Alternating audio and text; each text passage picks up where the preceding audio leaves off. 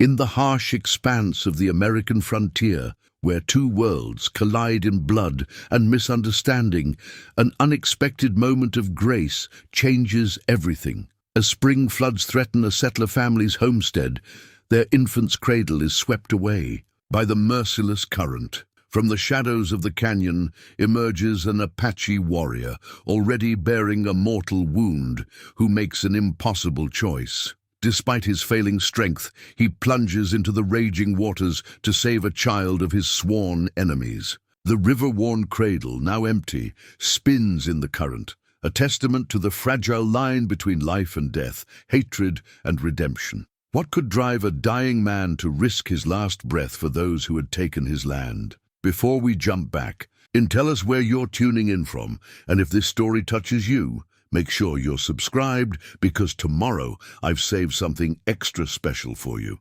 Sarah Miller traced the worn edge of her gold wedding band, its once perfect circle now bearing the marks of 3 years' hard labor in the Arizona territory. The simple ring had traveled with her from Boston's cobbled streets to this sun-scorched valley, where the land itself seemed to breathe with ancient secrets. In the late afternoon light, she could almost imagine the ring glowing with the same warmth as the day Thomas had slipped it onto her finger, his hands trembling slightly despite his characteristic steadiness. "The West needs good women," he'd told her then, his eyes bright with dreams of open spaces and untamed possibilities. Women who can see beauty in the hard places. She'd believed him, though she'd never seen anything harder than this merciless landscape, where even the morning light arrived like a blade against the horizon. Thomas worked the fields now, his broad-shouldered silhouette moving steadily through the young corn they'd planted along the river's edge, the same river that had nearly claimed their first crop last spring, before they'd learned to read its moods. Sarah watched him from the cabin's doorway, one hand resting protectively over her swollen belly. 7 months gone, and already the child moved with the same restless energy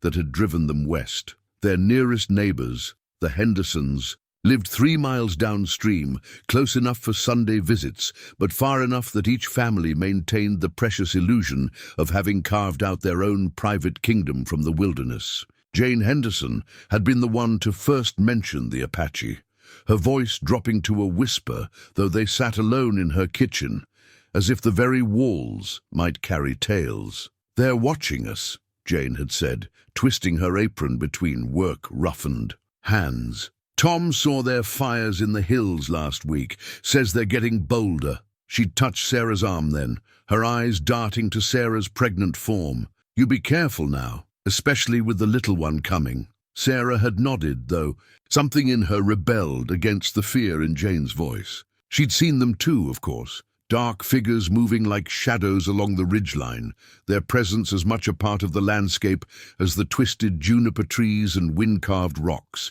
But in her dreams, they wore different faces, not the fearsome masks of Jane's warnings, but expressions of dignity, of loss, of a deep connection to this land that she was only beginning to understand. The baby kicked, and Sarah rubbed slow circles over the spot, humming softly. The song was one her mother had sung, a gentle tune about gardens and growth, though here the only garden was the stubborn patch of herbs she'd coaxed from the reluctant soil. Rosemary for remembrance, sage for wisdom, and tiny wild onions transplanted from along the creek bed. The Apache women knew these plants too. She'd seen them gathering, their movements precise and purposeful, their knowledge passed down through countless generations. "Sarah!" Thomas's voice carried across the yard, and she straightened, shading her eyes against the setting sun. He was walking back from the fields, his shirt dark with honest sweat,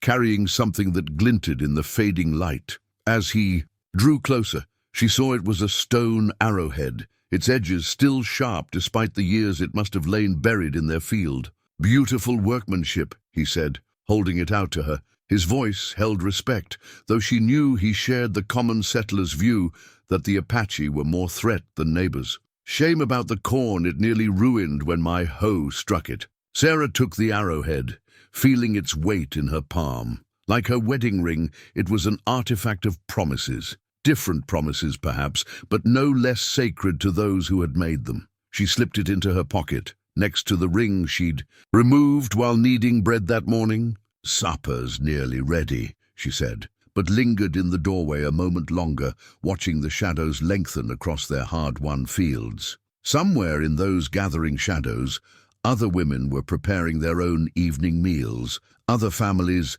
were gathering close as darkness crept down from the mountains. The thought comforted her, though she knew Thomas would frown if she voiced it. The ring found its way back onto her finger, its familiar weight a reminder of all they'd built here, all they hoped to build still. But as she turned to the warmth of their cabin, she felt the arrowhead's presence in her pocket like a second promise, a whispered reminder that this land held older truths than their dreams of settlement, deeper stories than their tales of manifest destiny. In the distance, a lone coyote called out to the emerging stars, its voice carrying neither welcome nor warning, but something older than both, a simple acknowledgement that all of them, settlers and Apache alike, moved under the same vast sky, their hopes and fears as intertwined as the roots of the ancient cottonwoods along the river's bank. The clay vessel lay half-buried in the red earth, its patterns still visible beneath centuries of dust. Sarah discovered it while digging her herb garden deeper, her trowel striking something that rang hollow instead of the usual stone. At first, she thought it was broken, but as she carefully brushed away the soil, the vessel emerged whole, a testament to the craftsman's skill and the earth's benevolence in preserving it. The design spiraled around its throat, like a story told in earth tones, triangles that might be mountains, wavy lines suggesting water, and dots that could be stars or rain or tears. She traced them with one finger, feeling the slight ridges where someone long ago had pressed the pattern into wet clay. The vessel held more than space. It held time itself, the weight of countless seasons turning from spring to winter and back again. When Thomas saw it, he suggested taking it into town. "Might fetch a good price from those eastern collectors," he said, but Sarah shook her head. The vessel belonged here, where it had waited so patiently in the ground. She placed it on their cabin's windowsill instead, where the morning light caught its curves and made the old patterns dance. That evening, as shadows pooled in the valleys, creases, she saw movement on the ridge above their homestead. 3 Apache women moved along the hillside, gathering plants in woven baskets. Their movements were as fluid as water over stone, practiced and precise. One looked down toward the cabin, and for a moment their eyes met across the distance. The woman's face remained impassive, but she raised her hand in what might have been greeting or warning or simple acknowledgement. Sarah raised her own hand in return, feeling the weight of the moment. The Apache woman's gaze shifted to the windowsill, where the clay vessel stood,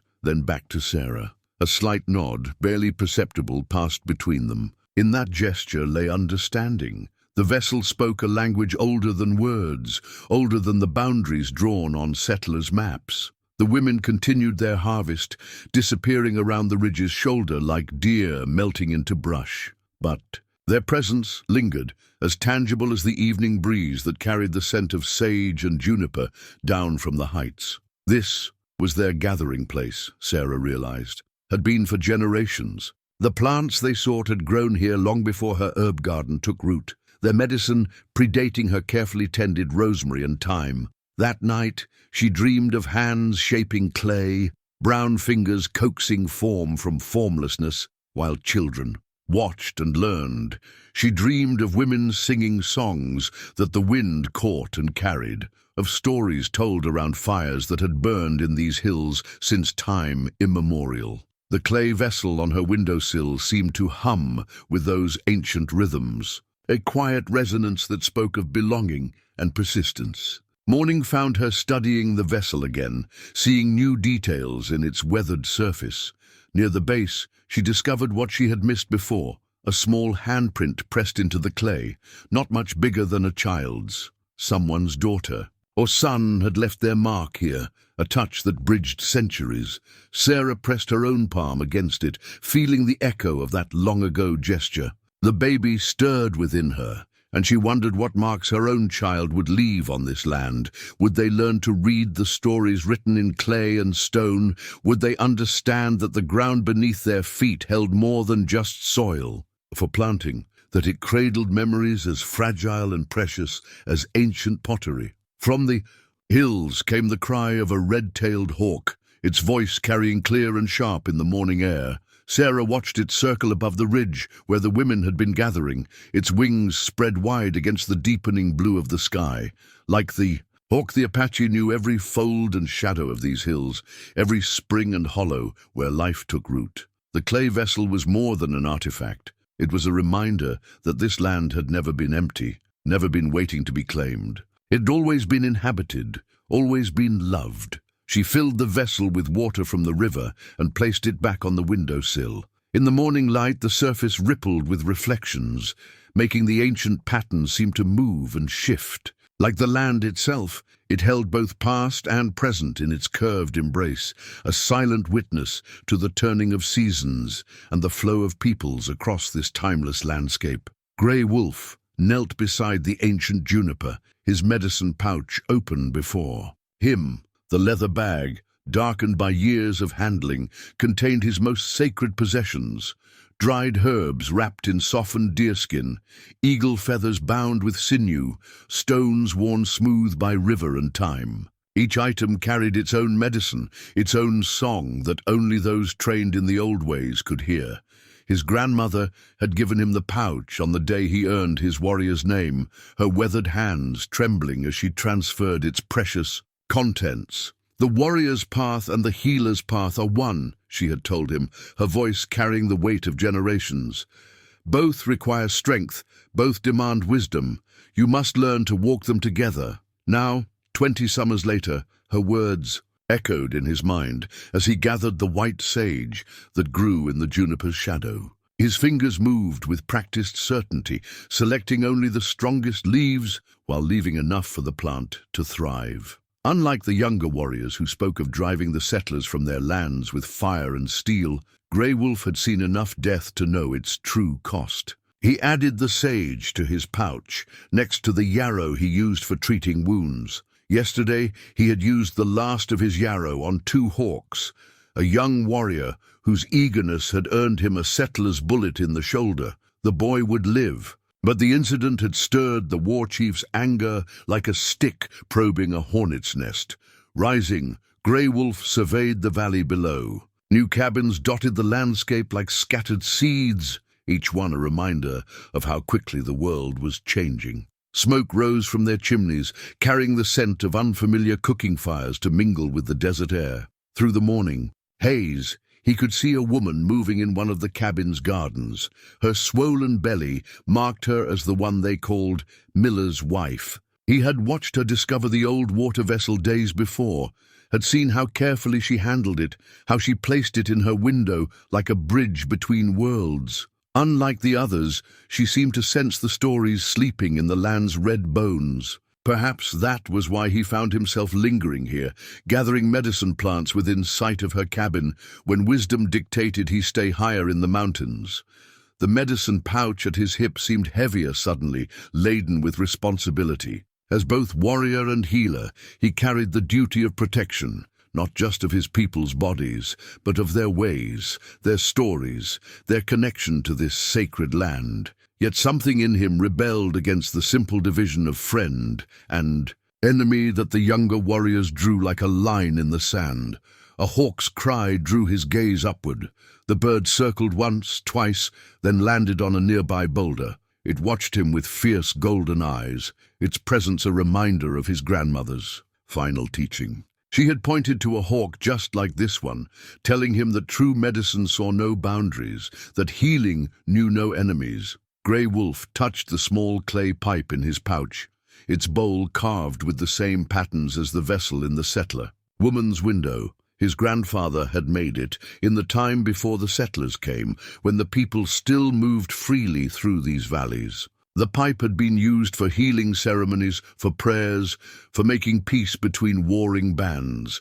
Its medicine was strong, but it required wisdom to use it well. The morning wind carried voices up from the valley, children's laughter, a woman's call, the bleating of sheep, new sounds in an ancient landscape. Grey Wolf closed his medicine pouch, securing its precious contents. The younger warriors would be waiting for his counsel, expecting him to support their calls for war. They did not understand that a healer's first duty was to prevent wounds, not merely to treat them. As he rose to leave, his hand brushed the medicine pouch once more. Within it lay the means for both healing and harm, protective amulets and warrior's medicine, peace pipes and arrow poison. Like the land itself, it held both life and death, creation and destruction. The true medicine his grandmother had taught him lay in knowing which to choose and when. The hawk launched itself from its perch, soaring toward the mountains. Grey Wolf watched it go,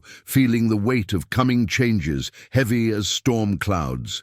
On the horizon, soon he would have to choose between the warrior's path and the healer's way. But for now, he gathered his medicine, sang his prayers, and watched over the valley as he had been taught to do, guardian of a peace as fragile as the spring flowers blooming at his feet. The peace pipe lay broken on the council ground, its pieces scattered like fallen hopes across the red earth. Grey Wolf stared at the fragments, each one reflecting the harsh morning light.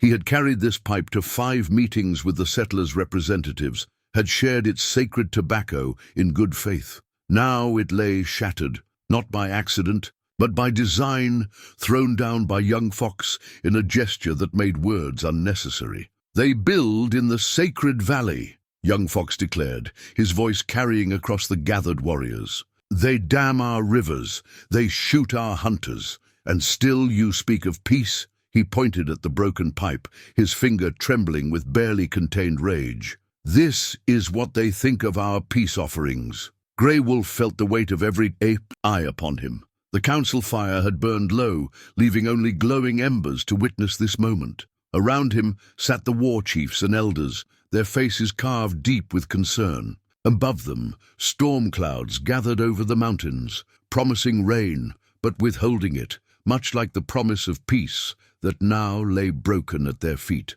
"The settlers' new dam will change the river's course," continued young Fox, his words falling like stones into still water. "Already our women walk twice as far to fill their water vessels. The deer herds have changed their paths, and now they plan to build more cabins in the valley of our ancestors' graves." Thunder rolled in the distance, and Grey Wolf thought of Sarah Miller, the settler woman whose gentle handling of the ancient water vessel had sparked a glimmer of hope in him. She was heavy with child now, her time drawing near. The thought of her made his next words even harder to speak. "War will bring more settlers," he said, his voice quiet but firm.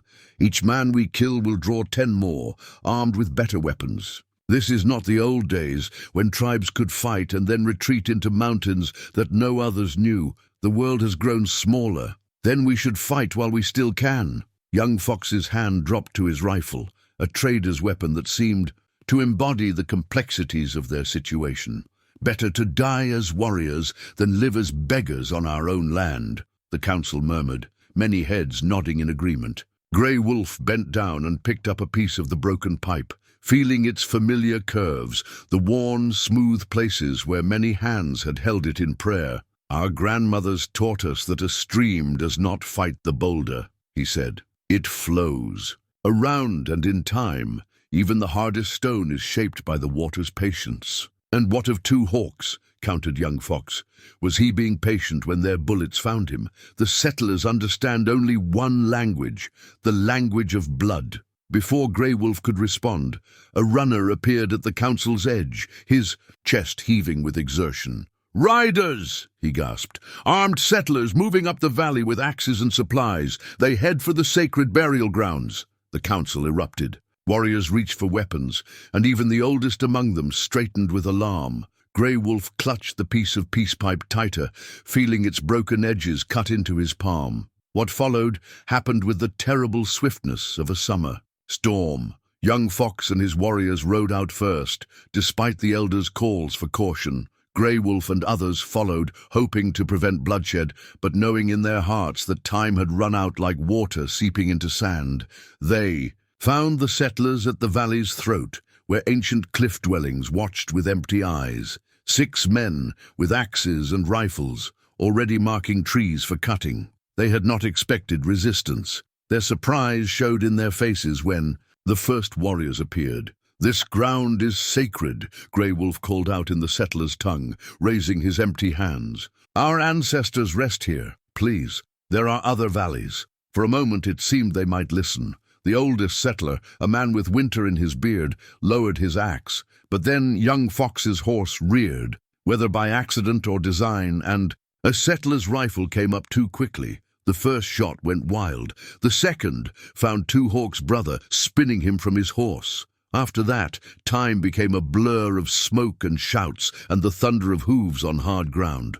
Grey Wolf saw the third settler taking aim at young Fox's back. Without thinking, he spurred his horse forward, calling out a warning. The bullet meant for young Fox took him high in the chest, the impact like a hammer blow from the Skyfather. Himself, he kept his seat somehow, as more shots filled the air with angry bees. When it was over, 2 settlers lay still upon the earth, and 3 fingers bled from a shoulder wound. Young Fox and the others had pursued the fleeing settlers down the valley, their war cries echoing from the cliffs. Grey Wolf sat his horse in the sudden silence, feeling his life seeping out between his fingers, dark as the thunderclouds now gathering overhead. He looked down at his hand, still gripping the broken piece of peace pipe. Blood had filled its carved channels, turning the ancient patterns red. A dizzy clarity came over him, and he understood that some things had to break before they could be remade into something stronger. His horse, sensing his weakness,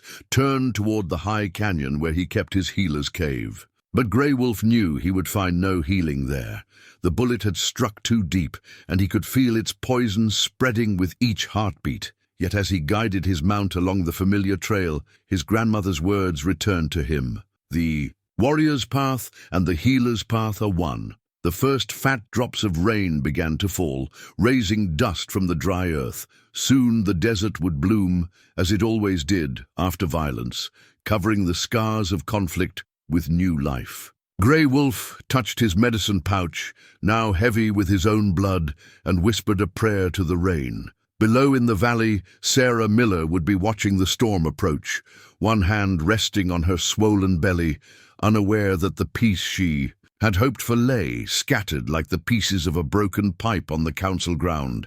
But perhaps, Grey Wolf thought, as he urged his horse higher into the canyon's embrace, something new could yet be born from this day's death. Sarah stood at the river's edge, watching the waters rise against the stone markers that Thomas had placed there last spring. The oldest settlers called them fool's markers. River does what river wants, old Jim Henderson would say. But Thomas believed in measuring, in knowing. He'd arranged the stones in a careful line up the bank, notching each one with the date it had last been submerged. The highest marker bore a deep scratch from last year's flood, when the waters had risen halfway up their cornfield. Now the river lapped at the third stone from the bottom, its surface brown with churned earth and debris from upstream. Sarah placed her hand against her belly, feeling the baby's restless movements. The child seemed to sense her unease. Thunder growled in the distance, rolling down from the mountains, where dark clouds gathered like bruises against the sky. The morning's violence lay heavy in the air. Whispers of shots fired, of men wounded, of peace shattered like pottery, dropped on stone. Thomas had ridden out with other settlers to investigate, leaving Sarah to watch the rising river alone. She bent to touch the water, its cold bite shocking against her fingers. The river stones here were smooth as eggs, worn down by countless floods, countless seasons of rise and fall. The Apache women had shown her, not directly but through observation, how to read the stone's placement, how their patterns predicted the river's moods. A circle of white stones meant safe crossing. Scattered red ones warned of deep channels and treacherous currents. Today, the stones told stories of danger. The spring melt had come early, fed by unseasonable rains and the settlers' new dam upstream. Sarah had watched the Apache women move their camps higher into the canyons 2 days ago, following wisdom older than any settler's flood markers. "Sarah!" Thomas's voice carried across the field. She turned to see him riding hard toward the cabin, his face set in lines she'd learned to read as clearly as the river stones. Bad news traveled with him like a shadow. "There's been trouble up in the burial valley," he said as he dismounted. "2 men dead, Cooper and Young's boy." He grabbed their own marker stones from beside the cabin, beginning to move them higher up the bank. "They're saying the Apache attacked without warning, but—" He paused, looking at her swollen belly. "Best you stay close to the cabin. River's rising faster than I've seen, and with this trouble." Sarah wrapped her shawl tighter, remembering the careful way the Apache women had gathered their children yesterday, how they'd moved upstream with quiet purpose. They had known, had read the signs in earth and water and sky that the settlers were still learning to see. "The Hendersons. Place will flood first," she said, watching Thomas work. "Their cabin's lower than ours." He nodded, driving another marker deep into the silty bank. "Jim's bringing his family here if the water reaches their porch. Jane's in no state to travel further with her cough." He straightened, wiping mud from his hands. "Had to break up a group talking about riding up to the Apache camp in revenge. Cooler heads prevailed, thank God. Last thing we need is more blood with this flood coming." Sarah thought of the clay vessel on their windowsill, its ancient patterns echoing the river's flow. How many floods had it witnessed? How many cycles of violence and peace rise and fall like the river's own rhythms? The baby kicked again, stronger this time. Sarah pressed her hand to the spot, thinking of other mothers watching the same waters, reading the same stones, feeling the same fears move beneath their hearts. The river knew no boundaries, respected no claims of ownership or vengeance. It would rise as it had always risen, carrying both life and death in its swollen depths. A hidden bird called from the willows, 3 sharp notes that the Apache said meant coming rain. Sarah recognized it now, though she had not when they first arrived. Like the river stones, like the clay vessel, like the baby growing within her, it spoke of connections deeper than the day's conflicts, older than the newest wounds. Thomas took her arm, gentle but urgent. "Come inside. Nothing more to be done until we see how high she'll rise." But Sarah lingered a moment longer, watching the water climb toward the next marker stone. Something was coming, something more than just the flood. She could feel it in the air, in the earth, in her bones, as surely as she felt her child's movement beneath her heart. In the settlers' meeting house, a map lay spread across the rough-hewn table, its creases worn white from frequent folding. Thomas traced the river's course with one calloused finger, past the marked homesteads and newly drawn boundaries. The map had been torn once, right through the burial valley, and mended with careful stitches, a fitting symbol for the fractured peace. "Cooper's widow wants blood," Jim Henderson said quietly, his voice heavy with the weight of recent death. "Half the young men are ready to ride with her, map or no map. They say the territory office gave us rights to that valley." "Rights on paper," Thomas replied, touching the torn section, "but there's things that run deeper than ink." He thought of Sarah's clay vessel, of the centuries of history it represented. "Cooper and Young rode up there with axes, Jim, into their burial ground." Lightning flickered through the meeting house windows, followed by the low growl of thunder. The storm that had been threatening all day was finally breaking, its first heavy drops drumming against the roof like angry fists. Across the valley, in a canyon shelter high above the rising water, the Apache Council was also gathering. Young Fox stood before them, his shirt still stained with Two Hawks' brothers' blood. The elders sat in silence, their faces grave as storm clouds as they listened to his words. "The settlers mock our sacred places," young Fox declared, his voice carrying over the wind's moan. "They kill our people, then claim we attacked without cause. Now they gather for revenge, while we retreat before the floodwaters like rabbits." Before a coyote, standing at the canyon's mouth, White Deer, oldest of the medicine women, raised her hand. "And what of Grey Wolf?" she asked. "None have. Seen him since the shots were fired. He who carried our peace pipe, who knew the settlers' words and ways." A murmur passed through the gathering. Grey Wolf's absence weighed heavy on them all. Some said he had been seen riding wounded into the high canyons, others that he had disappeared like mist into the mountains. His empty place in the council spoke louder than any words. Back in the meeting house, Thomas stood over the map, measuring distances with spans of his fingers. "The dam won't hold," he said finally. "Too much water, too fast. When it breaks—" He didn't need to finish. Everyone knew what lay downstream. "Henderson's place will go first," someone said. "Then the Millers, then ours." Fear threaded through. The words like wind through bare branches. "We'll need to evacuate," Thomas continued. "Get the women and children to higher ground." But with the Apache riled up, he looked at the torn map again, at the arbitrary lines that claimed to divide. Land that had never known boundaries before the settlers came. In the canyon shelter, White Deer spoke again, her voice carrying the wisdom of years. "The river rises as it has always risen," she said. "It does not see settler or Apache. It carries the same power that shaped these canyons when our grandmothers' grandmothers were young." Young Fox shifted impatiently. "The settlers built their cabins in the flood path.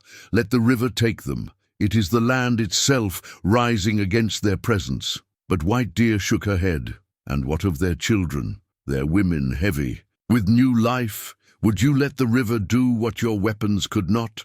The storm's voice grew louder, drowning out individual words in both gatherings. In the meeting house, Thomas rolled up the torn map, knowing its lines and boundaries meant nothing to the water now churning against the valley's banks. In the canyon shelter, the council fell silent, listening to the rain's drumming speech. Between these two worlds, the river continued to rise, carrying mud and debris from the mountains. It cared nothing for the torn map's claims, nothing for the blood spilled on its banks. Like time itself, it moved ever forward, reshaping the land according to laws older than any human understanding. And somewhere in the darkness, between settled land and wild canyon, a wounded man guided his horse through the rain, carrying in his heart a vision of two worlds that might yet be bridged, if only the water's rise didn't sweep away all hope of. Healing first, Grey Wolf huddled in his healer's cave,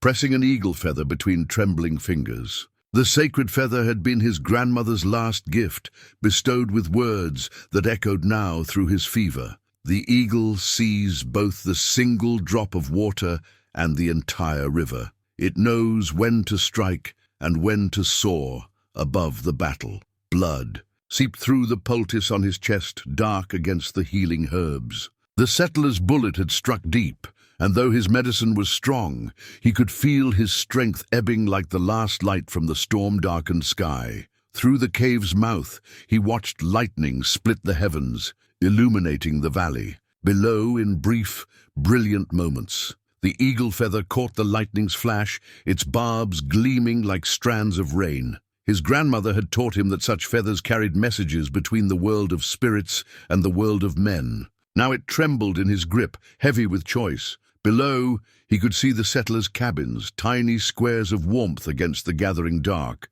The miller woman would be there, her time drawing near. The river, swollen with stormwater, crept steadily. Higher up its banks, from his vantage point, Grey Wolf could see what those below could not. The dam upstream was beginning to crack, its timbers groaning under the water's relentless pressure. His wound spoke with fire and ice, urging him to rest, to let events unfold as they would. Had not the settlers brought this on themselves, building in the flood's path? Was this not the justice young Fox had demanded, delivered by the land itself? But the eagle feather whispered other wisdom. His grandmother had been a healer in the time of his grandfather's wars, treating friend and foe alike. The true warrior, she would say, knows that death is easy. It is life that demands courage. Sarah Miller stood in her cabin's doorway, one hand pressed against her lower back, watching the rain turn their yard to mud. The pain had started at sunset, subtle at first, then steadily strengthening like the storm above. Too soon, she thought. The baby wasn't due for weeks yet. Thomas and the other men had ridden out to check the dam, leaving her with Jane Henderson, who dozed fitfully by the fire, her cough worse in the damp air. Sarah felt another pain build and closed her eyes, breathing through it as her mother had taught her. When she opened them, she saw something that made her heart skip. A dark figure on horseback, silhouetted against the lightning-lit sky, high on the canyon wall. In his cave, Grey Wolf removed the blood-soaked poultice, replacing it with fresh herbs. Each movement sent daggers of pain through his chest, but his hands remained steady. He had been taught that a healer's touch must never tremble, no matter how much the body might want to surrender to weakness. The eagle feather he tucked into his hair, letting its power flow into him. His grandmother had worn it thus when she rode through battlefields, carrying her medicine to those who needed it most. "The eagle knows no boundaries," she would say. "It flies where it must." He could hear the dams splintering upstream, the sound carrying through the rock beneath him. Soon the waters would rise faster than any could expect, carrying destruction to those below. The settlers' horses, tethered near the dam, would be lost. No one would be able to ride for help in time. Sarah felt another pain, stronger this time, and gripped the doorframe. The baby moved within her, as restless as the storm above. Through the rain, she thought she saw the figure on horseback turn toward the dam, then disappear into the darkness like a spirit into mist. Grey Wolf mounted his horse, each movement a negotiation with pain. The eagle feather brushed his cheek, cool as rain, reminding him of choices made and unmade. His grandmother's voice seemed to ride with him on the wind. Sometimes the greatest medicine is carried in the smallest vessel. Sometimes the strongest warrior is the one who chooses not to fight. The horse picked its way down the canyon trail, sure-footed despite the rain-slick stone. Grey Wolf's wound burned with each step, but he kept his seat, guided by something stronger than pain. The eagle might soar above the battle, but it also knew when to dive, when to grasp, when to carry its precious burden to safety. Behind him, the dam's dying groans grew louder. Before him, lights flickered in cabin windows like earthbound stars. And somewhere between, a path waited to be chosen, as thin and sharp as the edge of an eagle's wing against the storm-dark sky. At the canyon's edge, among the sacred objects of his medicine bundle, lay the thunderstone, smooth, black, and heavy with portent. Grey Wolf had found it years ago, after a lightning strike split an ancient pine, its surface still warm from the Sky Father's touch. Such stones were rare, considered powerful omens by his people. Now, as he pressed it into the earth beside the trail, its polished surface caught the lightning's flash like a mirror catching the sun. The old ones said thunderstones could speak warnings to those who knew how to listen. Tonight, its message was clear as the lightning above. Time was running out. The dam's complaints carried through the ground itself, traveling up through his horse's hooves, through his bones, through the burning wound in his chest. Below, the settlers' cabins huddled against the storm's fury. Through the curtain of rain, Grey Wolf saw Thomas Miller and his men still working at the dam, their lanterns bobbing like fallen stars. They couldn't hear what the thunderstone could tell them, that the earth itself was shifting beneath the dam's foundations, that the water's weight had become too much for wood and earth to bear. Sarah Miller braced herself against her cabin's wall as another pain wrapped around her like a tightening belt. Jane Henderson dabbed her forehead with a cool cloth, murmuring encouragement, but Sarah could see the worry in the older woman's eyes. The baby was coming too soon,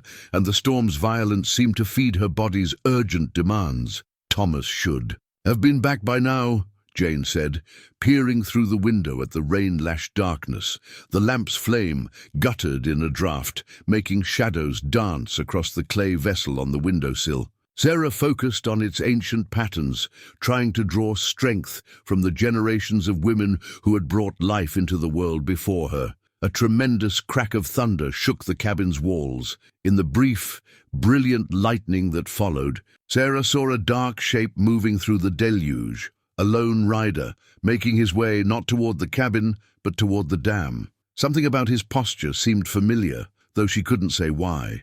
High above, Grey Wolf guided his horse along, paths that even most Apache avoided in such weather. Each step sent splinters of agony through his wound, but the thunderstone's warning drove him forward.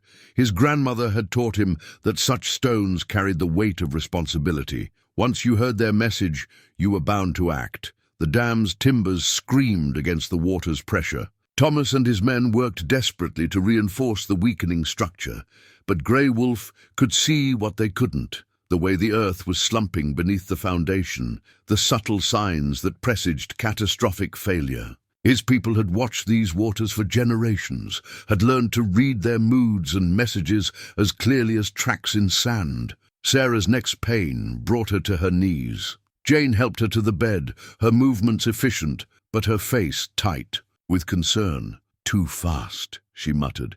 "It's coming too fast." Outside, the storm's voice rose to a shriek, drowning out Sarah's answering cry. The thunderstone's warmth seemed to pulse against Grey Wolf's medicine pouch, echoing the throb of his wound. His grandmother's voices whispered with the wind. The stone speaks of breaking, but also of mending, of destruction, but also of birth. Listen with your whole heart, not just your ears. Thomas Miller looked up from his work at the dam, squinting through the rain. He had seen the rider too, approaching through the storm like a spirit from the old stories his grandfather used to tell.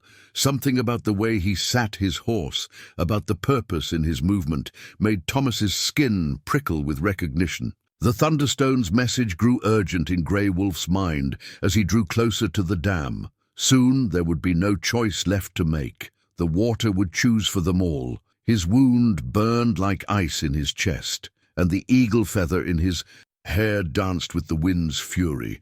But still he rode on, guided by something older than pain, deeper than division. In her cabin, Sarah pressed her face against the cool earthen wall, feeling the storm's vibrations through the adobe. The clay vessel trembled on its windowsill, its ancient patterns seeming to move in the lamplight. Thunder spoke again, and in its voice she heard a promise, though whether of destruction or deliverance she couldn't yet tell. The baby's rattle lay forgotten on the cabin's porch, its dried beans singing softly in the wind. Sarah had finished it just yesterday, weaving willow strips in the pattern Jane Henderson had shown her, though her fingers had remembered another pattern, one she'd seen Apache mothers using, their babies' laughter carrying across the valley on warm afternoons. Now the rattle's song mixed with the storm's fury, and Sarah's muffled cries as another contraction gripped her. Jane Henderson pressed a cool cloth to her forehead, her own hands trembling. "Too fast," she whispered again. "Much too fast." The cabin's walls shuddered with thunder, and through the window came a sound that made both women freeze, the terrible splintering crack of the dam giving way. Sarah struggled to her feet, clutching her swollen belly. "Thomas!" she gasped. "He's still out there." Before Jane could stop her, Sarah was at the door, throwing it open to the storm's fury. The scene before her burned itself into her memory with each lightning flash. The wall of water sweeping down the valley, her husband and the other men scrambling for higher ground, and there, impossibly, a lone rider racing ahead of the flood, his long hair streaming behind him like a banner of night. The rider raised his arm, pointing urgently toward the ridge path. Even through the storm's chaos, Sarah could see the eagle feather in his hair, could recognize the deliberate grace of his movement, despite what seemed to be an injury. An Apache warrior, yet his gesture spoke only of warning, of desperate concern. Then the water hit the first cabin upstream, and the world dissolved into chaos. Jane grabbed Sarah's arm, trying to pull her back inside, but Sarah's eyes were fixed on the cradle, her grandmother's cradle, brought all the way from Boston, sitting on the porch where she'd left it that morning. The same cradle that had rocked 4 generations of her family now sat in the path of the rising water. "Leave it," Jane cried, but Sarah was already moving, driven by some instinct deeper than reason. Her fingers had just brushed the cradle's smooth wood when the first surge of water swept across the porch. The cradle lifted like a leaf in autumn, spinning once before the current caught it. Sarah lunged for it, but Jane's grip held firm. "The baby!" the older woman shouted above the storm. "Think of your baby!" As if in answer, another contraction doubled Sarah over, forcing her back into the cabin's shelter.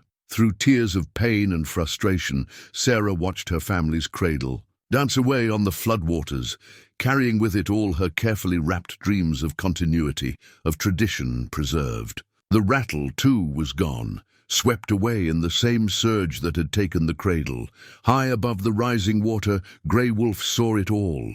The dam's collapse had come sooner than even he had expected, the Thunderstone's warning proving true with devastating speed. He had managed to alert Thomas Miller and his men in time, sending them scrambling for the ridge path, but now a new crisis demanded his attention. The cradle spun in the current, catching the lightning's flash like a signal mirror. Grey Wolf's wound burned as he turned his horse toward the water's edge, but another kind of fire burned stronger, the medicine fire his grandmother had kindled in his heart, the one that saw no boundaries when life hung in the balance. In the cabin, Sarah fought against Jane's restraining arms. "Please," she begged, though she wasn't sure who she was begging. Jane, the storm, or the spirits her Apache neighbors called upon in times of need. The contraction eased, and in that moment of clarity she saw the rider again. He sat his horse at the water's edge, watching the cradle's journey with an intensity that seemed to pierce the storm's veil. When he turned his head, Sarah caught a glimpse of his face, proud, pained, and filled with a purpose she couldn't name but somehow understood in her bones. The eagle feather in his hair danced like a flame in the wind, and the medicine pouch at his hip seemed to glow with its own inner light. As Sarah watched, he pressed one hand to his chest, a gesture of pain or promise, she couldn't tell, then urged his horse forward into the flood's fury, moving like a shadow through the rain toward her grandmother's cradle, toward all it, representative of past and future, of endings and beginnings, twisted together like the strands of a baby's rattle in the storm's wild hands. The cave paintings glowed in the lightning's flash, their red ochre hands reaching across centuries of stone. Grey Wolf had known this shelter since childhood, had learned its stories from his grandmother, who had learned them from hers. Ancient figures danced across the rock face, hunters and prey, storms and rainbows, and everywhere the symbol of the open hand, marking peace between peoples long forgotten. He guided his horse carefully through the narrow entrance, the miller's cradle clutched against his wounded chest. Each movement sent flames of agony through his injury, but the precious weight in his arms demanded endurance. Water streamed from both rider and horse, their passage marked by spreading pools on the cave's dry floor. The paintings seemed to move in the storm's strobing light, spirit dancers keeping their eternal vigil. Here a line of figures held hands across a divide. There a mother held a child beneath protective symbols. His grandmother had taught him that the open hand meant welcome, meant shelter, meant the sharing of medicine between different bands in times of need. Setting the cradle gently on a natural shelf of rock, Grey Wolf pressed his own hand against an ancient handprint, smaller than his own, perhaps a woman's mark, or a youth's, left centuries ago. The stone felt warm despite the cave's chill, as if the painter's touch still lingered. His wound throbbed in time with his heartbeat, and he could feel fresh blood soaking through his poultice. Through the cave's mouth, lightning illuminated the valley below. The floodwaters had reached the miller's cabin now. Grey Wolf could see figures moving by lamplight inside.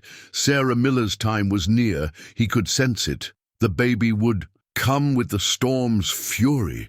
As his grandmother had predicted, such things would happen when the world itself was changing. He turned back to the cradle, running his fingers along its smooth wood. Strange how this settler craft reminded him of the cradle boards his people used, both made with love, both designed to keep precious new life safe. The craftsmanship spoke of generations of knowledge, passed down like the stories on these walls. His horse nickered softly, steam rising from its rain-soaked flanks. Grey Wolf spoke to it gently in Apache, praising its courage in the floodwaters. The animal's ears flicked toward the cave's entrance, at a particularly loud thunderclap. Below, the waters continued to rise.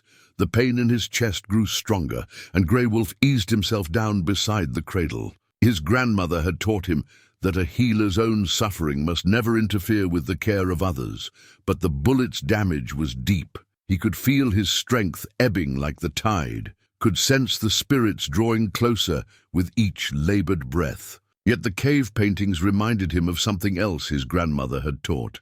No one survived alone. The figures on the wall told stories of cooperation, of different peoples coming together in times of hardship. Even the oldest images showed groups, not individuals, hunters working together, families sharing food, tribes trading medicine and knowledge. Another flash of lightning, and Grey Wolf saw new details in the ancient artwork. Near the cave's rear wall, a series of drawings showed people seeking shelter from rising waters, guided by spirit animals to higher ground. The parallels did not escape him. His people's stories told of other great floods, other times of change when the world had to be remade. He checked the cradle's position one more time, ensuring it was well back from any water that might blow in. The miller woman would need help getting up here. The path was treacherous even in good weather and in her condition. But first, she had to survive giving birth in the midst of this chaos. Grey Wolf's hand went to his medicine pouch, fingers finding the familiar shapes of his healing herbs by touch. The thunderstone sat heavy against his hip, still carrying its urgent warning. The eagle feather in his hair dripped rainwater onto the ancient floor, each drop joining patterns left by countless storms before. The cave paintings watched in their eternal silence as he began laying out his medicines. His grandmother had taught him that all healing came from the earth itself, the same earth that had preserved these images, these stories of survival and cooperation. As his fingers moved through the familiar preparations, he found himself adding his own prayers to those left by the ancient artists. Outside, the storm's voice rose to a crescendo, but in here, beneath the painted hands of his ancestors, Grey Wolf found a moment of clarity. He understood now why the Thunderstone had led him to this place, why his grandmother's teachings had prepared him for this night. Some medicines could only be shared in times of greatest need, when the walls between peoples became as thin as the space between lightning and thunder. Sarah's fingers brushed against something beneath the loose floorboard as she gripped it for support through another contraction. When the pain subsided, curiosity overcame her, and she reached into the space again. Her hand closed around a small book bound in faded leather, its pages swollen with age and secrets. "What's that you've found?" Jane Henderson asked, wiping Sarah's brow with a damp cloth. The storm's fury rattled the cabin's windows, but Sarah barely heard it as she opened the journal's water-stained cover. The handwriting inside was delicate but firm, each letter carved into the page with purpose. Property of Elizabeth Miller, 1847. Sarah's breath caught. This had belonged to Thomas's grandmother, the family matriarch who had first settled in these territories. Lightning flashed as Sarah began to read, the words pulling her into a past she had never known existed. "Today I met the medicine woman of the Apache camp. Her name is impossible for my English tongue, but she showed me kindness when Joseph's fever wouldn't break. The herbs she used were strange to me, but they worked when all my remembered remedies had failed. She spoke no English, and I no Apache, but healing, it seems, has its own language." The journal's pages whispered with forgotten stories. Elizabeth Miller had documented everything, the plants the Apache women had taught her to use, the signs they showed her for reading weather, in the clouds and water in the earth. But more than that, she wrote of friendship forged in shared moments of birth and death, of wisdom passed between women who saw beyond the boundaries men had drawn. "The medicine woman's granddaughter was born today," one entry read. They allowed me to attend the birth, an honor, I'm told, never before granted to a settler woman. The grandmother says the child will be a bridge between our peoples, though I don't understand how she can know such things. Sarah's hands trembled as she turned the pages. Here was proof of what she had sensed in her bones. That cooperation, not conflict, had marked the first meetings between their peoples. Another contraction gripped her, and she clutched the journal tighter, drawing strength from its revelations. "Jane," she gasped when she could speak again, "did you know about this? About Elizabeth and the Apache?" The older woman took the journal, squinting at its pages in the lamplight. There were stories, she said slowly, but the men didn't want them told. Said it would give people dangerous ideas about mixing with the natives. After Elizabeth died, everything changed. The new settlers came with their talk of manifest destiny and proper boundaries. Thunder crashed overhead, and Sarah thought of the lone rider she had seen, the warrior who had warned them of the dam's collapse. Was he perhaps the medicine woman's grandson, carrying his grandmother's legacy as Sarah now held Elizabeth's? The journal held more secrets. Elizabeth had drawn detailed maps showing the Apache camps, but not as military intelligence. Instead, she marked places of healing, where certain plants grew, where springs ran sweet and clear, where different bands would gather in peace to share medicine and stories. The medicine woman says all healing comes from the earth itself, Elizabeth had written, that the land remembers kindness as surely as it remembers wounds. Today, she showed me the cave paintings that tell of the great flood in her people's past. The story feels familiar, like our own Noah's tale,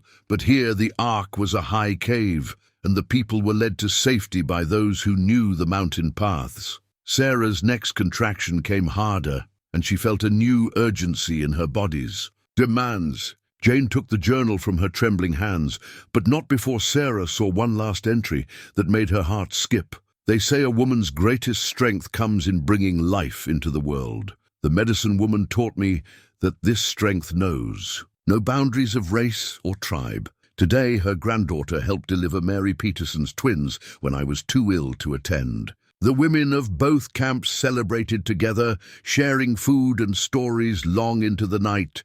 If only the men could see what we have seen, that life itself cares nothing for the lines they draw on maps. The cabin's walls shook with the storm's fury, and through the window, Sarah saw the waters rising steadily up the porch steps. The forgotten rattle and cradle were long gone, carried away by the flood, but the journal's revelations filled her with a new kind of hope. "The cave," she said suddenly, gripping Jane's arm. "Elizabeth writes about a cave where people took shelter from the great flood. The Apache warrior was pointing toward the ridge path before the dam broke. He knows where it is." Jane shook her head. "Sarah, you can't be thinking of trying to reach it, not in your condition, not in this storm." But Sarah was already struggling to her feet, one hand pressed against her belly, the other clutching Elizabeth's journal. "We have to try. This cabin won't survive much longer, and the cave—" Another contraction nearly drove her to her knees. "The cave is where both our peoples found safety before. Elizabeth's medicine woman knew it. Her grandson knows it now." Lightning illuminated the valley once more, and through the rain-lashed window, Sarah caught a glimpse of the ridge path. Was it her imagination, or did she see the flicker of movement up there? A shape that might have been a horse and rider, watching, waiting. The journal's final pages held one last revelation. A carefully pressed eagle feather, preserved between the pages with a note in Elizabeth's hand. "Given to me by the medicine woman as a sign of trust between healers." She said that eagles see no boundaries from the sky, and that wisdom, like healing, belongs to all peoples. Sarah tucked the journal into her apron pocket as another contraction built. Its weight felt like a promise, a bridge between past and present, as solid as the cave's ancient walls. Somewhere above them, a warrior who carried his grandmother's medicine waited to show them the path to safety, just as his ancestor had shown Elizabeth Miller the way to healing across the boundaries of fear and mistrust. "Help me up," Sarah said to Jane, her voice firm despite her pain. "It's time to follow Elizabeth's map home." The old bridge timber lay half submerged in the churning water, its weathered surface still bearing the marks of both Apache and settler tools. Thomas Miller recognized the beam. It had once been part of the first bridge his father had built across the narrow canyon, a project that had drawn curious onlookers from both communities.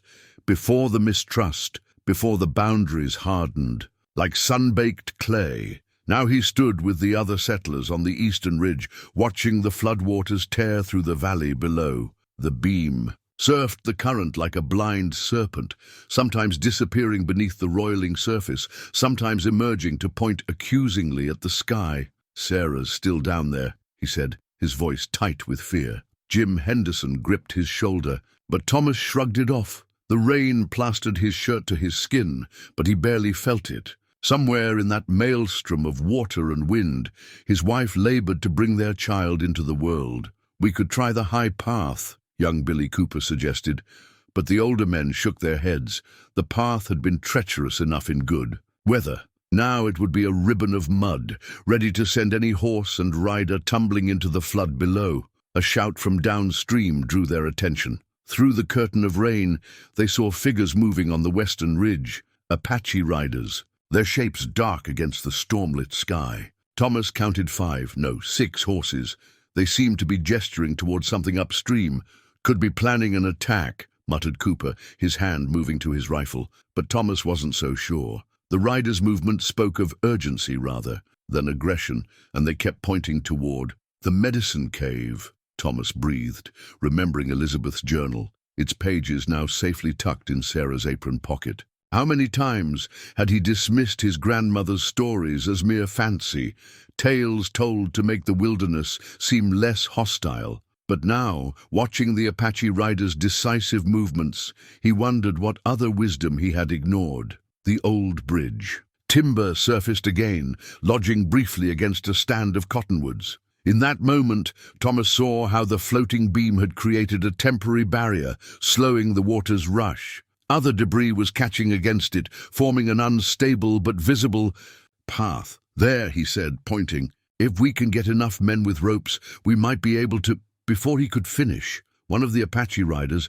had already begun moving down the western slope, uncoiling a length of braided horsehair rope. Others followed, each carrying similar ropes. They worked with the precision of long practice, positioning themselves along the water's edge. Thomas turned to the settlers. "They're showing us the way," he said. "They know these floods. They've survived them before." He pulled the rope from his own saddle. "Who's with me?" For a moment, no one moved. The weight of years of mistrust hung heavy as storm clouds between the two groups. Then Jim Henderson stepped forward, then Billy Cooper, then others. Soon they were moving down the eastern slope, matching the Apache riders' positions. The first rope arced across the floodwaters, weighted with a stone. An Apache warrior caught it, quickly securing it to a sturdy trunk. More ropes followed, creating a web of lifelines across the churning current. The old bridge timber, still caught in the cottonwoods, served as a central anchor point. Thomas watched in amazement as Apache and settler worked in wordless coordination, their shared purpose transcending the need for common language. These were men who knew rope and water, who understood the mathematics of survival more intimately than the equations of hatred. Through the storm's fury came a woman's cry, Sarah's voice carried on the wind. Thomas's heart clenched. The makeshift rope bridge would have to hold, would have to be strong enough to bear his wife to safety. As if reading his thoughts, the Apache leader, a younger man Thomas recognized from trading days, gestured toward the cave upstream, then mimed a woman heavy with child. "They know," Thomas realized. "They're not just helping us cross, they're showing us where to go." He thought of his grandmother's stories, of the cave paintings she had described, of ancient floods and the wisdom that had helped people survive. Them. The old bridge timber groaned beneath the water's weight but held firm. Like the ropes now stretching across the flood, it formed a connection between shores, between peoples. Thomas gripped his rope and began the careful process of crossing, each step carrying him closer to Sarah, closer to understanding what his grandmother had known all along, that some bridges once built never truly washed away. Grey Wolf's fingers trembled as he opened his grandmother's sacred tobacco pouch, its leather worn soft as clouds by decades of prayers. Inside, the ceremonial tobacco lay mixed with sage and sweetgrass, the same blend she had used to pray for healing. In times of greatest need, the cave's ancient walls seemed to lean closer, watching as he prepared for what he knew would be his final ceremony. His wound spoke with fire and ice, each breath a negotiation with pain, but the tobacco had to be offered properly, had to be given with a pure heart. His grandmother had taught him that the spirit world measured intention more carefully than technique. As he sprinkled the sacred mixture in the four directions, his prayers rose like smoke against the storm's canvas. "Grandmother," he whispered in Apache, "guide my hands one last time." Below, Sarah Miller braced herself against Jane Henderson as they struggled up the muddy path, the journal pressed against her heart where she'd tucked it into her dress. Another contraction gripped her, and through its haze she saw something that made her catch her breath. Handprints on the rock wall beside her, some large, some small, all pressed there centuries ago in red ochre. "Wait!" she gasped when the pain subsided. Her fingers traced one of the smaller prints. Elizabeth wrote about these. They marked the way to the medicine cave. The journal's words came back to her. "The medicine woman says these are not just decorations, but prophecies. She speaks of a time when the waters will rise again, when a child will be born who bridges two worlds." The tobacco's sweet scent filled the cave as Grey Wolf prepared his medicines. Each movement cost him dearly, but his grandmother had taught him that some prices must be paid willingly. The cradle sat secure on its rocky shelf, the eagle feather he'd placed inside it catching the lightning's flash like a fallen star. He could hear voices on the path below, the settler woman and her friend, making their way up through wind and rain. Soon they would need his help, but first the ceremony had to be completed. His grandmother's voice seemed to guide his hands as he laid out his healing herbs: yarrow for the bleeding, willow bark for the pain, cedar to purify the birth space. Sarah's next contraction brought her to her knees. Through tears of effort, she saw more handprints appearing in the lightning strobe, dozens of them, leading upward like a constellation of frozen stars. "They knew," she panted. "They knew this place would be needed again."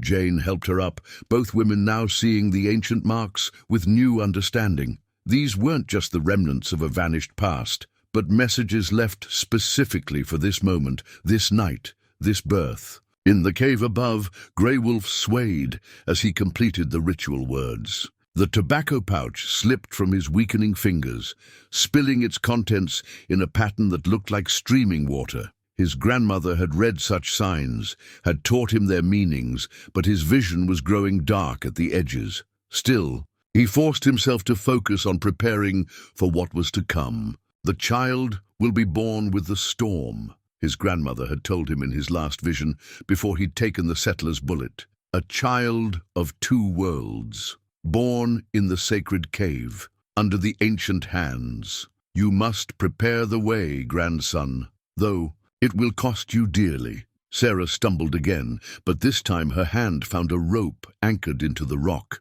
New rope, still wet from the rain. Someone had prepared the way, had known they would need help making this climb.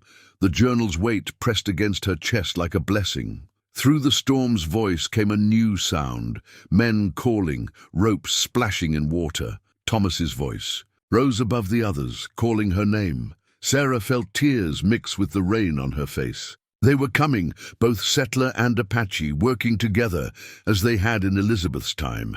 Grey Wolf heard them too. The tobacco smoke carried their voices to him, and he smiled despite his pain. The prophecy was fulfilling itself, just as his grandmother had said it would.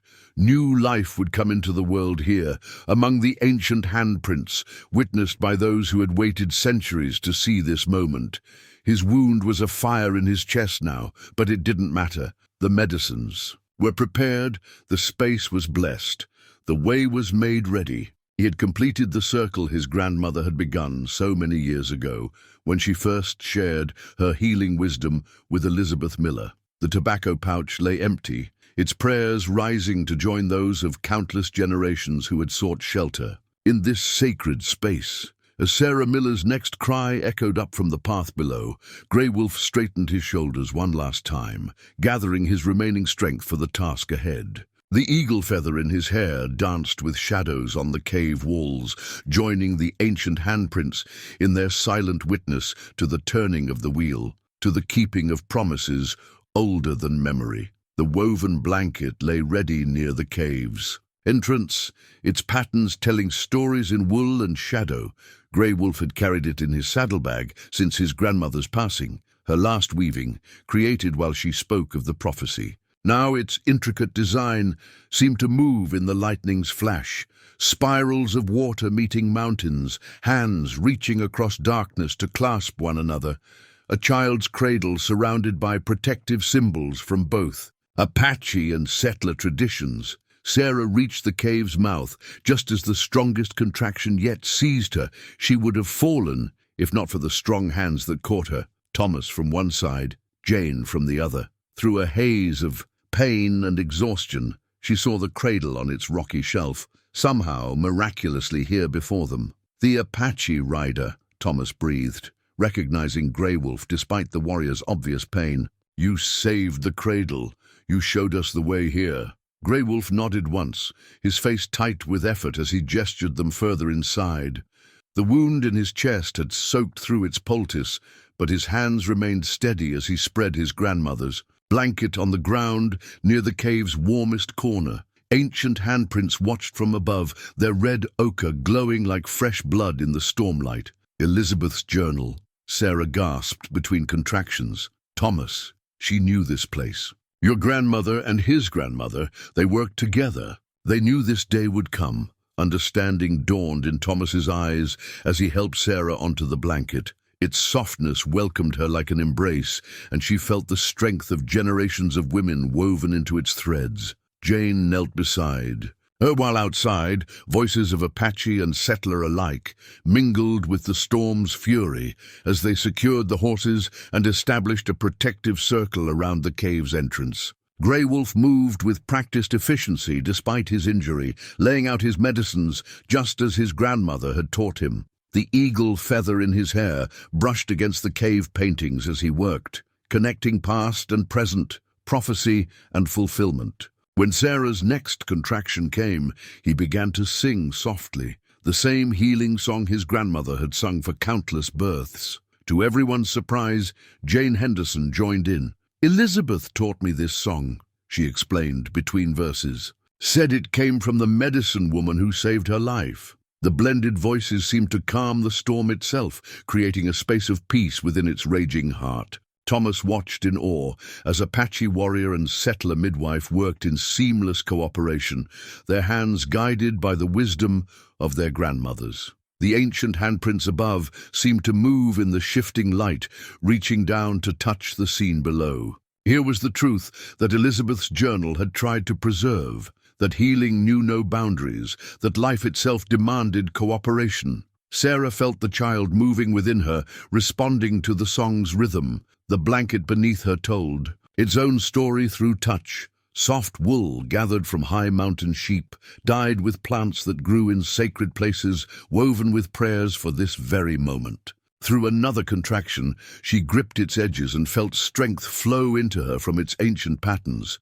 Grey Wolf swayed slightly as he prepared the final medicines, his own life flowing out, even as new life prepared to enter the world. But his grandmother's voice steadied him, reminding him that some circles had to be completed, some promises kept regardless of the cost. The blanket's patterns blurred before his eyes, but its meaning remained clear: protection, connection, the bridging of worlds thought forever divided. Outside, the storm's voice rose to a crescendo, but inside the cave, a deeper power held sway. The handprints on the walls, the carefully preserved medicines, the grandmother's blanket, the saved cradle, the remembered song, all had waited for this moment, this convergence of paths that should never have been separated. Sarah looked up at the cave paintings through tears of effort, seeing in their ancient shapes the same patterns that adorned the blanket beneath her. "They're the same," she whispered in wonder. "They've always been the same story." Grey Wolf nodded, his own vision beginning to fade around the edges. But he smiled as he saw what the others had not yet noticed, a fresh handprint appearing beside the ancient ones, made not in ochre, but in the light itself. His grandmother stood watching, visible only to his failing sight, her hands raised in blessing over the scene that her prophecy had foretold. The blanket gathered them all in its embrace as Sarah's final labor began. Apache and settler, past and present, death and birth all woven together in patterns as old as the rain that fell like tears outside.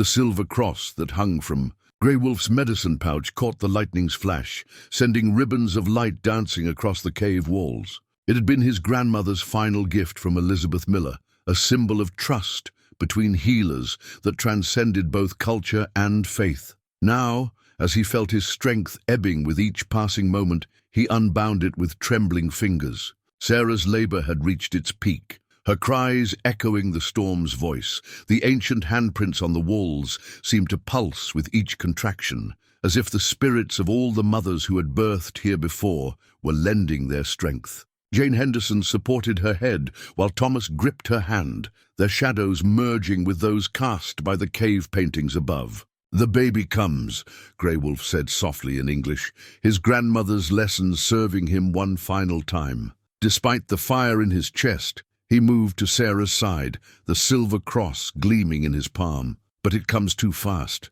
The cord," he paused, searching for the words. "The cord is wrapped wrong." Jane's eyes widened with understanding and fear.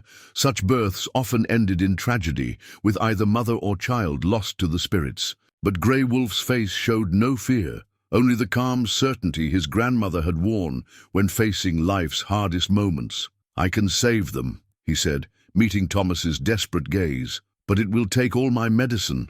The words carried weight beyond their simple meaning. In his heart, he felt his grandmother's approval. This was why he had been saved from the bullet's immediate death, why he had been given these final hours of strength. Sarah grabbed Grey Wolf's hand, the silver cross pressing between their palms. Through the haze of pain, she saw what the others could not. The light around him growing dim, his life force already more spirit than flesh. "No," she gasped, "you've done enough. The baby—" But Grey Wolf smiled, his grandmother's teaching flowing through him one last time. "Some gifts," he said gently, "must be given completely." He began to sing the ancient birthing song, its power carrying through blood and bone, through time and spirit. The silver cross flared bright as a star as he pressed it into Thomas's hand. "When the child is grown," he said, his voice growing fainter, "tell them of this night, of how their grandmother's wisdom saved them, of how the old hatred died so new life could begin." Sarah's final push brought the baby into the world, just as thunder shook the mountain to its roots. Grey Wolf's hands, steady despite his fading strength, unwound the cord with practiced skill. The infant's first cry merged with the storm's voice, a sound of triumph and renewal that echoed off the ancient walls. "A daughter," Jane announced, tears mixing with the rain blown in from the cave's mouth, "strong and perfect." Grey Wolf swayed, his task completed. The bullet wound no longer hurt, nothing hurt now. Through increasingly distant eyes, he saw his grandmother standing among the handprints on the wall, her arms open in welcome. But before he could join her, he had one last duty to fulfill. With the last of his strength, he pressed his own hand against the cave wall beside the ancient prince. Not in ochre this time, but in the blood of sacrifice, marking this moment for future generations to read. The silver cross glinted from Thomas's grip, like a star fallen to earth, its light bridging the space between worlds. "Her name," he whispered, his voice barely audible above the storm's fading fury. "In our way, she would be called One Who Bridges Waters." His eyes met Sarah's with a final look of peace. "But she belongs to both worlds now. Choose well." Sarah clutched her daughter close, feeling the truth of his words in her heart. The baby's dark eyes opened, wise and calm, like the ancient ones watching from the walls. Above them, Grey Wolf's bloodied handprint dried alongside marks left by centuries of his ancestors, while the silver cross caught the first light of dawn, breaking through the storm clouds. Thomas laid his free hand on Grey Wolf's shoulder, feeling the exact moment when the warrior's spirit slipped free to join his grandmother in the spirit world. The cross, in his other hand, pulsed once with a light that seemed to come from within, as if marking the passage of a soul from one world to the next. The storm's voice gentled to a whisper, then to silence. In that holy quiet, Sarah looked from her daughter's face to Grey Wolf's peaceful one, understanding at last the full meaning of Elizabeth's journal, of the prophecy, of the price paid, and the gift given. The silver cross gleamed between worlds, bearing witness to promises kept and circles completed, to hatred transformed by sacrifice into something shining and new. At first light, they placed the memorial stone at the cave's entrance, its surface, bearing marks from both peoples, Apache symbols of healing and protection, beside English words of remembrance. Thomas had insisted on carving it himself, his hands guided by the same spirit of cooperation that had saved his wife and daughter. The waters below were already receding, leaving behind a landscape transformed. Where the flood had carved new channels, Apache and settler men worked side by side to rebuild, their shared labor healing wounds deeper than the land's scars. The old boundaries seemed to have washed away with the storm, leaving something new and hopeful in their place. Sarah sat in the cave's entrance, nursing her newborn daughter. The child's eyes, dark and wise like her savior's, gazed up at the ancient handprints that had witnessed her birth. The silver cross hung above her cradle now, catching the morning light like a promise kept. White Deer, eldest of the medicine women, came each day to share knowledge with Jane Henderson, fulfilling Grey Wolf's final wish that the healing wisdom of both peoples be preserved. They spoke of plants and births, of storms and seasons, their words bridging the gap that had seemed so uncrossable just days before. The memorial stone stood as both marker and meeting place, its presence drawing people together rather than keeping them apart. Like the child born beneath the ancient paintings, it represented something new in the territory, not the victory of one people over another, but the triumph of shared humanity over fear and division. Years later, Sarah's daughter wore an eagle feather in her dark hair as she told the story to her own children. They would gather in the cave's embrace, their small fingers tracing the ancient handprints and Grey Wolf's final mark, while she shared the tale of two peoples brought together by sacrifice and storm. The story feather, passed down from White Deer herself, had become a symbol of the tale's living truth. When held, it carried the weight of memory, the thunderstone's warning, the grandmother's blanket, the silver cross that still caught the light above the miller's door. Each telling added new strands to the weave, as the territory grew into a place where healing wisdom flowed freely between peoples. The cave remained a sacred space, where twice each year Apache and settler gathered to remember and renew their bonds. Children played beneath the watching handprints, their laughter echoing across boundaries that no longer held meaning. The memorial stone wore smooth beneath reverent touches, its message clear in any language. Some gifts once given transform all they touch. And in quiet moments, when storm clouds gathered over the mountains, old-timers would say they could hear it still, the soft harmony of two grandmothers' songs, calling their children home to the shelter of shared wisdom and ancient truth.